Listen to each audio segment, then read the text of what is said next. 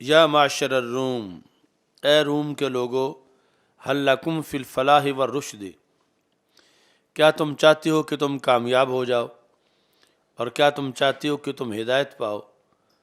اور تیسری بات وَأَن يَثْبُتَ مُلْكُكُمْ، کیا تم چاہتے ہو کہ تمہارا ملک برقرار رہے، یہ پارا پارا نہ ہو؟ تو پھر کیا کرو؟ فَتُبَايِعُوا هَذَا النَّبِيَّ صلی اللہ علیہ وسلم، پھر اس نبی کی پیروی کر لو۔ یعنی رسول اکرم صلی اللہ علیہ وسلم اگرچہ مدینہ منورہ میں بیٹھے ہوئے تھے، تشریف فرما تھے، لیکن ان کے اعصاب پر اتنا مسلط ہو چکے تھے اور ہرکل کے دل و دماغ پر کہ اس نے گفتگو میں بھی پھر حاذا کا لفظ استعمال کیا، فحاسو حیثیت حمر الوحش الی الابواب، وہ سارے جو تھے حاسو، وہ دوڑنے لگے۔ کس طرح دوڑنے لگے؟ جس طرح کہ وحشی گدھا دوڑتا ہے، وحشی گدھے کی طرح انہوں نے دوڑنا شروع کر دیا۔ مطلب یہ ہے کہ اپنا رد عمل اس مقدس دعوت کے خلاف ظاہر کیا کہ ہمیں یہ منظور نہیں کہ ہم اپنا دین چھوڑیں اور ان کا دین قبول کریں۔ اس پر جو ہے وہ گدھوں کی طرح اچھلنے لگے اور دوڑنے لگے کہ ہم پھر جا رہے ہیں، ہم آپ کو بھی نہیں مانتے، ہم بائیکاٹ کرتے ہیں۔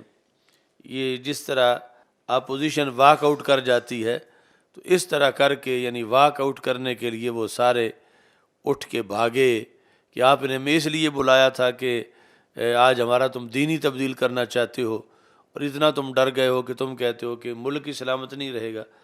تو ان کا یہ بھاگنا گدھوں کی طرح اس رد عمل کے لیے تھا۔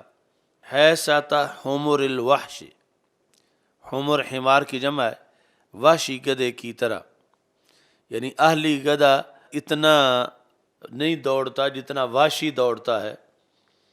یعنی اہلی کو کچھ نہ کچھ پھر بھی آداب مار مار کے مالک نے سکھائے ہوتے ہیں یا ویسے سیکھا ہوتا ہے، اور وحشی جو ہے وہ پورا وحشی ہوتا ہے۔ جب دروازوں کی طرف گئے تو آگے سارے دروازے لاک تھے، یعنی گئے تو اس لیے کہ ہم باہر نکل جائیں، آگے محل کے دروازے لاک تھے۔ تو اس نے پہلے دروازے بند کرائے ہوئے تھے کہ وہاں تک پہنچ جائیں تو پھر ان کو واپس میں کسی طریقے سے بلا لوں، کیونکہ وہ تب بھی ہو سکتا ہے جب دروازے بند ہوں، تو میں ان کو اپنے جو بیان کے بارے میں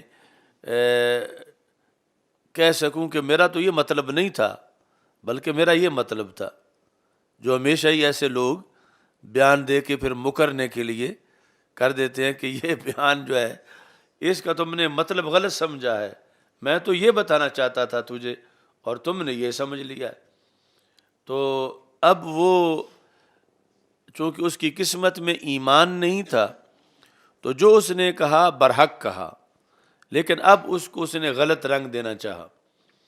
تو غلط رنگ دینے کے لیے جب دروازے بند تھے، فلما رأى ہرکل نفرتہم، جب ہرکل نے اس پیغام مقدس کے لحاظ سے ان کی یہ صورتحال دیکھی اور نا امید ہو گیا ان کے ایمان سے کہ یہ لوگ جو ہیں بڑے ضدی ہٹ دھرم ہیں، نصارہ، یہ ایمان نہیں لائیں گے حضرت محمد مصطفیٰ صلی اللہ علیہ وسلم پر، تو اس نے بھی پھر معاذ اللہ آخرت پر دنیا کو ترجیح دی۔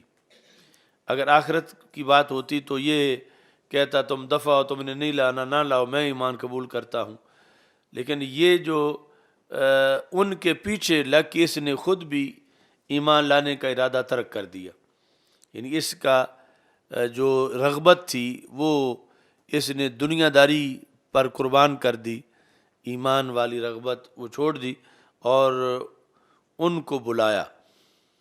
کالا ردوہم علیہ، یہ عملہ کے جو لوگ تھے اس کے اپنے محل میں، انہیں خطاب کیا کہ ان کو میرے پاس لے آؤ، یہ جو بھاگنے والے ہیں، کہ انہیں کہو بادشاہ سلامت تمہیں بلا رہے ہیں۔ تو جب سارے واپس لائے وہ حمر وحش، تو آ کے پھر کرسیوں پہ وہ حمار بیٹھ گئے، تو اس نے ان سے پھر خطاب کیا، کہتا ہے انی قلت مقالتی آنفا، ابھی ابھی میں نے آپ لوگوں سے ایک بات کی ہے، اختبر بہا شدتکم علی دینکم، میرا مقصد اس میں یہ چیک کرنا تھا کہ تم اپنے دین پر پکے کتنے ہو۔ یہ اب تب ہی ہو سکتا تھا جب میں لفظ بولتا، تو میں تمہارا جو تمہارے دین پر پختگی ہے تمہاری وہ چیک کرنا چاہتا تھا۔ میں کوئی یہ نہیں چاہتا تھا کہ تم ان کا کلمہ پڑھو، بلکہ میں تو یہ چاہتا تھا کہ پتہ چلے کہ تم دین چھوڑنے کے لحاظ سے یا نہ چھوڑنے کے لحاظ سے پکے کتنے ہو۔ فقد رہی تو بس وہ پختگی تمہاری میں نظر آ گئی ہے کہ تم جو ہے تم نے منظور نہیں کیا کہ تم اپنے دین کو چھوڑ کے کہیں اور کسی دین کو قبول کرو اور تم اٹھ کے دوڑ پڑے ہو۔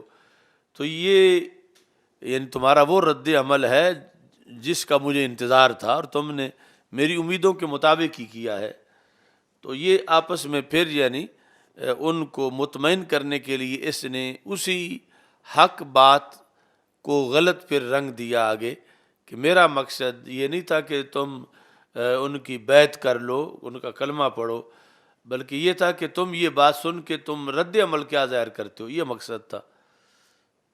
اختبر بہا، اختبار ہوتا ہے امتحان لینا، اس واسطے جدید عربی میں مختبر لیبارٹری کو کہتے ہیں، کیونکہ لیبارٹری کے اندر ہر سیمپل کا امتحان ہوتا ہے کہ ٹیسٹ میں کہ اس میں کیا چیز ہے۔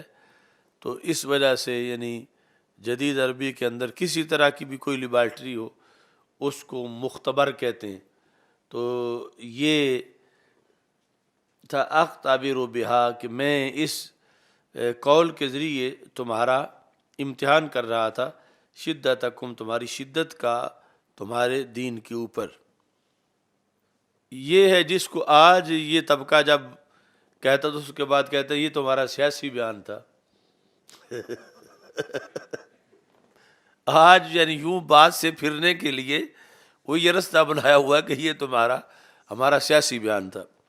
تو یہ وہ لوگ تو کہہ سکتے ہیں کہ یہ ہمارا سیاسی بیان تھا کہ جن کی سیاست فراڈ کے معنی میں ہو، کہ فریب کے معنی میں ہو، دنیا داری کے معنی میں ہو۔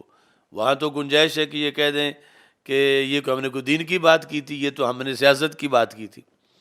تو جن کی سیاست ہی دین ہو وہ پھر کہاں جائیں؟ یعنی جو بے دین لوگ ہیں وہ تو اس طرح کی چبڑ مارے تو پھر وہ کہیں گے ہمارا سیاسی بیان تھا۔ وہ چونکہ انہوں نے ہر ایک چیز کی علیحدہ قسم بنائی ہوئی ہے۔ پارلیمنٹ کو کہتے ہیں یہ ہمارا سیاسی قبلہ ہے، اور باقی جو ہے وہ مذہب ہمارا اسلام ہے، لیکن سیاست ہماری یہ ہے، یہ اس طرح کر کے وہ بناتے ہیں۔ تو انہوں نے سیاست کو دین کے مقابلے ایک چیز رکھا ہوا کہ ایک دین کا قبلہ ہے، دین کا کعبہ، ایک سیاست کا کعبہ۔ ایک کہتے ہیں یہ تو فلاں جو ہے وہ دین کا مرشد ہے لیکن یہ ہمارا سیاسی پیر ہے، یعنی وہ جو بھٹو کو کہیں یا الطاف کو کہیں یا اس طرح کسی بھی سرگنے کو کہیں کہ یہ ہمارا سیاسی مرشد ہے۔ تو دین کے اندر جو ہے جب سیاست مکس بلکہ عین بنائی گئی، اور کانت بنو اسرائیل تسوسہم الانبیاء، تو اب یہاں دو قسمیں چل ہی نہیں سکتی۔ جو چلاتے ہیں بحیثیت مسلمان وہ بھی یہ کہہ کے دجل کرتے ہیں، فراڈ کرتے ہیں کہ اگر مسلمان ہیں تو پھر جو ہے وہ اسلام میں ایک ہی چیز ہے، وہی مذہب ہے، وہی سیاست ہے۔ اور یہ فرق کرنا تو پھر یہ تو بنی اسرائیل کے نبی یہ کام تو نہیں کرتے رہے کہ جس سیاست کی بنیاد پر مسلمانوں کے لیے سیاست جائز ہے بلکہ ایک وجہ سے فرض ہے، تو وہ تو ہے نبوی سیاست، وہ ہے سیاست علی منہاج النبوہ، نبوت کے طریقے پر سیاست، اور اس میں ایک ہی بات ہوتی ہے، اس میں کعبہ بھی ایک ہے، اس میں جو ہے اس کے اندر نظام بھی ایک ہے، اس کے اندر پیغام بھی ایک ہے۔ تو وہاں یہ دو باتیں نہیں چل سکتی۔ تو یہ پرانا طرز عمل ہے کہ اس طرح بات کو غلط رنگ دینا، یعنی یہ اس وقت کہہ رہا ہوگا وہ تو میرا سیاسی بیان تھا جو میں نے کہا، لیکن حقیقت یہ ہے کہ میں یہ دیکھنا چاہتا ہوں کہ تمہاری شدت تمہارے دین پر کتنی ہے۔